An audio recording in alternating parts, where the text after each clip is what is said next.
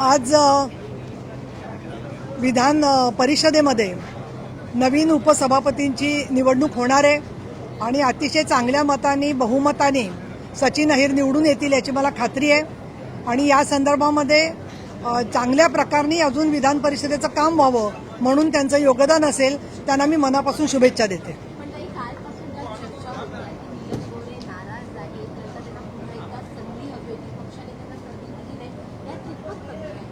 मुळामध्ये आता अनपेक्षित एखादा निर्णय झाल्यावर थोडंसं आश्चर्य वाटू शकतं, परंतु माननीय शिंदेसाहेबांचं माझं आदल्या दिवशी तपशीलवार बोलणं झालं होतं आणि त्यावेळेलाही त्यांनी सांगितलं होतं की सकाळी 10:30 वाजता आम्ही निर्णय जाहीर करू. हिंदू हृदय सम्राट बाळासाहेब ठाकरे यांच्या पद्धतीप्रमाणे योग्य तो निर्णय पक्षश्रेष्ठी योग्य त्यावेळेला घेतील या संदर्भात माझी पूर्ण खात्री आहे. मला त्यांनी विधान परिषदेमध्ये परत संधी दिलेली आहे. त्याचबरोबर 2022 पासून ते आता 2026 पर्यंत मधल्या काळामध्ये उपसभापती म्हणून काम करत असताना माननीय एकनाथजी शिंदे तसंच देवेंद्र फडणवीस, त्या काळामध्ये अजितदादा पवार, आता सुनेत्रा पवार, या सगळ्यांनी जो माझा वेळोवेळी सन्मान केला आहे. आमच्या मंत्र्यांनी सगळ्यांनी कायम आम्ही दिलेले निर्देश गांभीर्याने घेतलेले आहेत आणि एकनाथ शिंदे साहेबांनी विधान सभेची निवडणूक असेल, लोकसभेची निवडणूक असेल, या सगळ्यामध्ये शिवसेनेचा नेता म्हणून जबाबदारी टाकलेली आहे. माझे पुस्तक प्रकाशन असेल, माझे कुठले कार्यक्रम असतील, त्या प्रत्येक कार्यक्रमामध्ये त्यांनी लाडकी बहीण योजनेचा जो त्यांनी प्रचार प्रसार केला आहे, त्यामुळे स्त्रियांमध्ये महाराष्ट्रामध्ये एक फार मोठी शक्ती उभी राहिलेली आहे आणि त्याच्यामुळे कोण नाराज असेल तर त्या लोकांनी स्वतःची नाराजीची कारणं माननीय साहेबांच्याकडे द्यावीत. आम्हाला आमच्या पक्षामध्ये चांगल्या प्रकारने कामाची संधी मिळेल अशी मला जरूर खात्री वाटते. पण माझ्या मनातल्या नाराजीबद्दल तुमच्या मनात जेवढी चिंता आहे तर तुम्ही ती चिंता पूर्ण काढून टाका असं मला वाटतं. आणि उद्धव ठाकरेंची एकजूट होईल असं वाटतंय का? कारण का त्यांनी ते आमदार विधान परिषदेचे निवडून गेले, त्यांच्या चिन्हावर त्याची नोंदच केली नाही निवडणूक आयोगाकडे. त्यामुळे सचिन अहिरांवर तर कुठली कायदेशीर कारवाई होणार नाही.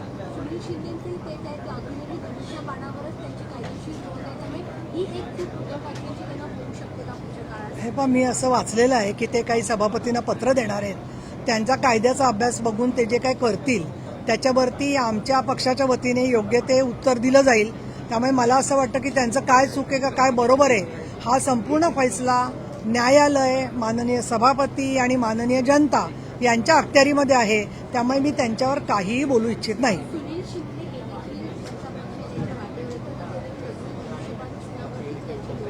तेव्हा मी कुठल्याही व्यक्तीचं नाव घेणार नाही. ज्या ज्या व्यक्तींना, ज्या ज्या आमदारांना, ज्या ज्या पदाधिकाऱ्यांचा माननीय शिवसेना प्रमुख बाळासाहेब ठाकरे यांच्या मार्गावरती चालणारे नेते म्हणून एकनाथजी शिंदे यांच्याबद्दल आस्था असेल, बांधिलकी असेल, ममत्व असेल, त्या प्रत्येकाच्या संदर्भातला योग्य तो निर्णय माननीय शिंदेसाहेब घेतील असं मला सांगावंसं वाटतं.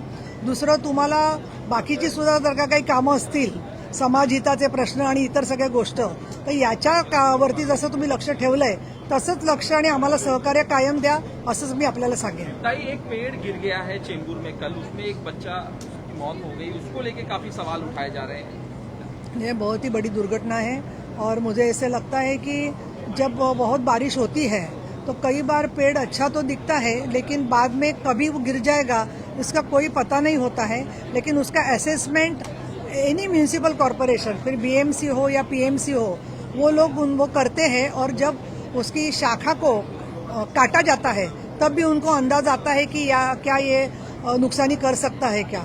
तो उसके बारे में उन्होंने कुछ टेक्नोलॉजी यूज़ की है क्या, और इस तरीके से शाखा गिरने के बाद में जो बच्चे की मौत हो गई और लोग जख्मी भी हो गए काफ़ी बच्चे, ये मुझे लगता है कि ऐसी घटना बार बार न हो इसके लिए कुछ तो काम हो सकता है. इसके बारे में हमारा डिजास्टर मैनेजमेंट का जो डिपार्टमेंट है बीएमसी का, वो उसमें और जरा ध्यान दे सकता है. ताई, कल सचिन अहिर आपकी पार्टी में आए, उसको लेके आदित्य ठाकरे ने सवाल उठाया कि ये ऑपरेशन टाइगर नहीं है, ये ऑपरेशन देवेंद्र फडणवीस है, इस तरह से सवाल उठा रहे हैं.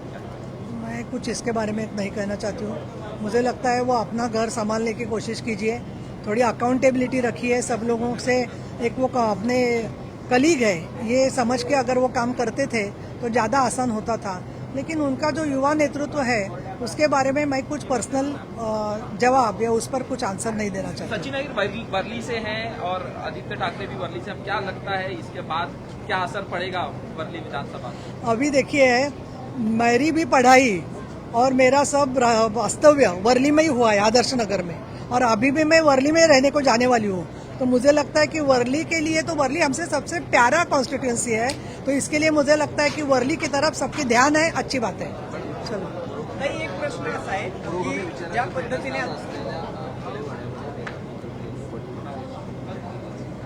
नाही, हे पहा, धार्मिक श्रद्धा ज्याचा त्याचा भाग आहे. महात्मा ज्योतिराव फुले आणि सावित्रीबाई फुले यांनी सत्यशोधक विचार मांडलेला होता, पण त्याच्यात निर्मिकाचा विचार म्हणजे ईश्वराचा विचार आहे. तो ईश्वर जर का वृक्षामध्ये पाहून मेधाताईंनी तिथे पूजा केली असेल तर याच्या संदर्भामध्ये संपूर्ण अंधश्रद्धा निर्मूलनचा कायदा काही त्या काळामध्ये लागू नव्हता. त्यामुळे त्या काळातले नियम आता लावता येणार नाहीत. तिथे जर का वटवृक्ष असतील, अजून कुठल्या झाडाची पूजा कुठल्याही निसर्गाला बाधा न आणता कोण करत असेल तर त्याच्यावर आक्षेप घेण्यासारखं काही आहे असं मला वाटत नाहीये. ताई, एक महत्वाचा प्रश्न आहे. असं म्हटलं जातंय समोरून बोल. सातारा प्रकरणी तुम्ही जो निकाल दिला होता त्याचा भाजप नाराज होतं आणि त्यामुळे तुमचा उपसभापती पदाचा पत्ता कट झालाय. तुमची भूमिका काय? तुम्हाला खरंच असं वाटतं का? यात तथ्य काय? आता मी काय करते, तुमच्या सगळ्या प्रश्नांचा अभ्यास करते आणि मग तुम्हाला बोलते. धन्यवाद.